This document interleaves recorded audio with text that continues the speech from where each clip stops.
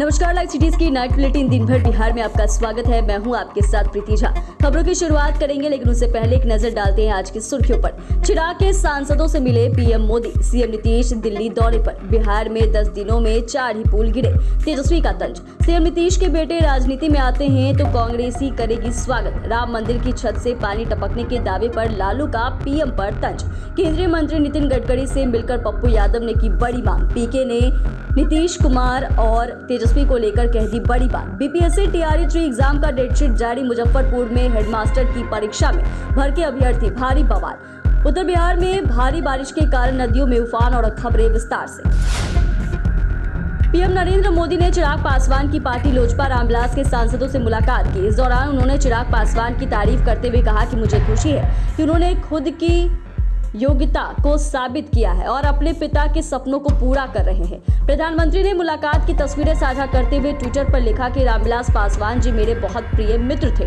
उनकी बहुमूल्य अंतर्दृष्टि मुझे बहुत याद आती है। मुझे खुशी है कि चिराग पासवान ने खुद को योग्य साबित किया है और रामविलास जी के सपनों को पूरा कर रहे हैं। हमारी पार्टियां सार्वजनिक सेवा के लिए मजबूती से एक साथ है। संसद का सत्र शुरू होने के बाद प्रधानमंत्री नरेंद्र मोदी लगातार गठबंधन के सहयोगी दलों के सांसदों से मुलाकात कर रहे हैं।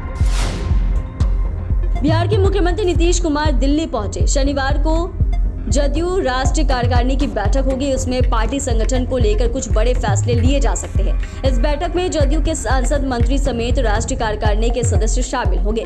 पार्टी नेताओं का भी दिल्ली पहुंचना शुरू हो गया है। दिल्ली जाने के क्रम में बिहार के समाज कल्याण मंत्री मदन सहनी ने कहा कि संगठन के लिहाज से जदयू की बड़ी बैठक है। इसमें कुछ अच्छे फैसले भी लिए जाएंगे। हालांकि उन्होंने यह भी कहा कि क्या फैसले लिए जाएंगे यह बैठक के बाद ही पता चलेगा। बैठक के अगले दिन 30 जून को मुख्यमंत्री पटना लौट आएंगे। नेता प्रतिपक्ष तेजस्वी यादव ने बिहार में पुल गिरने की घटनाओं को लेकर मुख्यमंत्री नीतीश कुमार और प्रधानमंत्री नरेंद्र मोदी पर तंज कसा है। तेजस्वी यादव ने कहा कि प्रधानमंत्री नरेंद्र मोदी और मुख्यमंत्री नीतीश कुमार के सदाचार के कारण मात्र 10 दिन के अंदर बिहार में करोड़ों की लागत से निर्मित और निर्माणाधीन केवल 4 ही पुल गिरे। बीजेपी एनडीए की सरकार है तो सत्ता पक्ष और उनका अभिन्न अंग गोदी मीडिया इसे भ्रष्टाचार तो कदापि ही नहीं कह सकते। डबल इंजन की सरकार की पायलट अब कहेंगे कि शुक्र मनाओ कि 10 दिन में 4 ही पुल गिरे हैं। 10 तो नहीं गिरे हैं ना। ये पायलट यह भी कहेंगे कि पुल गिरने के दोषी तो विपक्ष और जनता है।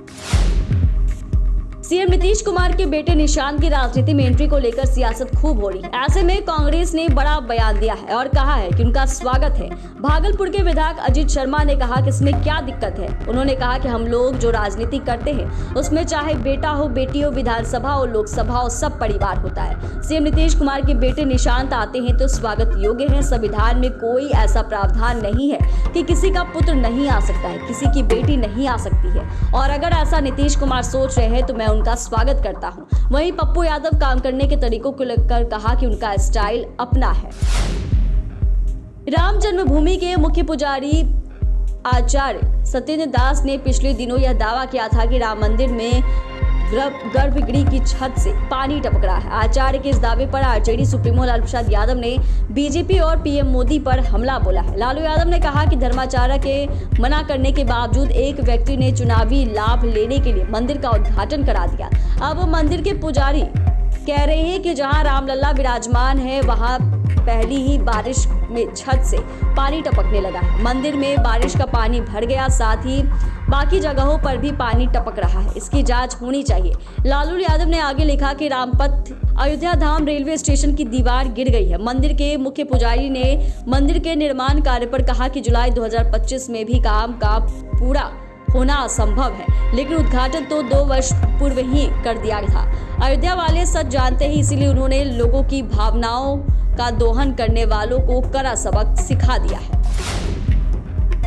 पूर्णिया लोकसभा क्षेत्र से निर्दलीय चुनाव जीते पप्पू यादव ने शुक्रवार को केंद्रीय मंत्री नितिन गडकरी से मुलाकात की। केंद्रीय मंत्री से मिलते ही पप्पू यादव ने पूर्णिया के लिए बड़ी मांग कर दी है। उन्होंने कहा कि निर्वाचन क्षेत्र में विभिन्न सड़क परियोजनाओं का शीघ्र पूरा करने को लेकर एक ज्ञापन नितिन गडकरी को सौंपा। पप्पू यादव ने कहा कि पूर्णिया लोकसभा क्षेत्र के विकास को हम कृत संकल्पित है। सड़क परिवहन एवं राष्ट्रीय राजमार्ग मंत्री भारत सरकार नितिन गडकरी से मुलाकात की और अपने संसदीय क्षेत्र पूर्णिया राष्ट्रीय राजमार्ग की संख्यावार कार्य को यथाशीघ्र पूरा करने का आग्रह किया है। इस दौरान उन्हें एक पत्र भी सौंपा है। यह सकारात्मक मुलाकात रही, हम उसके लिए उनका दिल से आभार व्यक्त करते हैं। प्रशांत किशोर ने एक बार फिर से तेजस्वी यादव पर हमला बोला है। उन्होंने सीएम नीतीश कुमार को भी टारगेट कर लिया है। पीके ने तेजस्वी की जातीय राजनीति करने पर सुझाव दिया और कहा कि लाठी में तेल पिलाना छोड़िए और बिहार के युवाओं को आर्टिफिशियल इंटेलिजेंस AI का ज्ञान दीजिए, तभी जाकर लालटेन से जुड़े युवाओं का भविष्य सुधरेगा। प्रशांत किशोर ने सीएम नीतीश कुमार और तेजस्वी को घेरते हुए कहा कि नीतीश कुमार हो या बिहार के फाइनेंस मिनिस्टर हो, उन्हें कभी आपने सुना नहीं होगा कि CD रेशियो पर बात करते हैं। मुझे तो लगता है कि उन्हें मालूम भी नहीं होगा कि ऐसे शीर्ष पदों पर बैठे लोगों को जब मालूम ही नहीं होगा तब विकास कैसे होगा। प्रशांत किशोर ने कहा कि लालटेन वाले लाठी में तेल पिला रहे हैं और कोई कह रहा है कि मोबाइल से दुनिया नष्ट होने वाली है। बिहार लोक सेवा आयोग की ओर से रद्द हुई शिक्षक भर्ती परीक्षा की तारीख का ऐलान हो गया है। ये परीक्षा 19 से 22 जुलाई के बीच होगी। इसे लेकर आयोग की ओर से नोटिस जारी किया गया है। 19, 20 और 21 जुलाई को एक ही शिफ्ट में परीक्षा होगी। वहीं 22 जुलाई को 2 शिफ्ट में एग्जाम लिया जाएगा। शिक्षक भर्ती के तीसरे दिन की परीक्षा में क्लास 1 से 5, 6 से 8, 9 से 10 और 11 से 12 की कुल 87,774 पदों के लिए परीक्षा होगी। इसमें शिक्षा, समाज कल्याण तथा अनुसूचित जाति जनजाति कल्याण विभाग के विद्यालयों के पद शामिल हैं। आपको बता दें, पेपर लीक होने की वजह से 20 मार्च को एग्जाम रद्द हुआ था।